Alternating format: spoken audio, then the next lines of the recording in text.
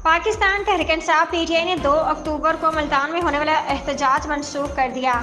ARY news के मुताबिक PTI रहनुमा ओन अब्बास बीपी का कहना है कि इंग्लैंड क्रिकेट टीम की आमद की वजह से मुल्तान में एहतजाज मनसूख किया गया है। 2 अक्टूबर को इंग्लैंड की टीम ने दोपहर 2 बजे मुल्तान पहुंचेगी। उन्होंने बताया कि बानी पीटीआई ने कहा है कि मुझे अपना मुल्क अजीज है, एक बैरूनी टीम मुल्क आ रही है। पीटीआई रहनुमा ने कहा कि बानी पीटीआई ने मियांवाली फैसलाबाद मुल्तान में पुरअमन एहतजाज का ऐलान किया था। अब मुल्तान में होने वाला एहतजाज बहावलपुर में होगा। इस्लामाबाद 63A नजरसानी केस के आज के हुक्मनामे को जस्टिस मुनीब अख्तर ने गैर कानूनी करार दे दिया। जस्टिस मुनीब अख्तर ने सुप्रीम कोर्ट के रजिस्ट्रार को एक और खत लिखा है जिसमें कहा गया है कि आर्टिकल 63A नजरसानी केस 5 रुकनी बेंच के सामने समाअत के लिए मुकर्रर था। 4 जजों ने बैठकर कैसे हुक्मनामा जारी कर दिया।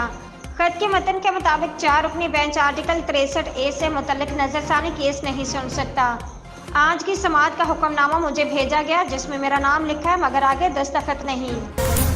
कराची सिंध हुकूमत की जानिब से सूबे में मौजूद गैर कानूनी गैस सिलेंडर्स की दुकानों के खिलाफ कार्रवाई का फैसला कर लिया गया।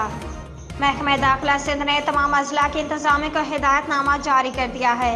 इस हिदायतनामे में गैर कानूनी तौर पर गैस सिलेंडर्स का काम करने वाले दुकानदारों के खिलाफ एक्शन लेने का हुक्म दिया गया है। महकमा दाखिला सिंध ने कहा कि रश वाले इलाकों में गैस सिलेंडर शॉप्स नहीं होनी चाहिए। दुकानदारों को रश से दूर इलाकों में काम की इजाज़त दी जाए।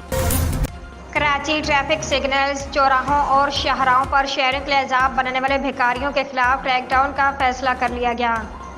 कमिश्नर कराची ने कहा कि ट्रैफिक सिग्नल्स और दीगर मकामात पर पेशा गदागरों की भरमार से शहरी परेशान हैं। कमिश्नर कराची ने डिप्टी कमिश्नर्स को हिदायत की है कि पेशेवर गदागरों के खिलाफ मरबूत कार्रवाई की जाए।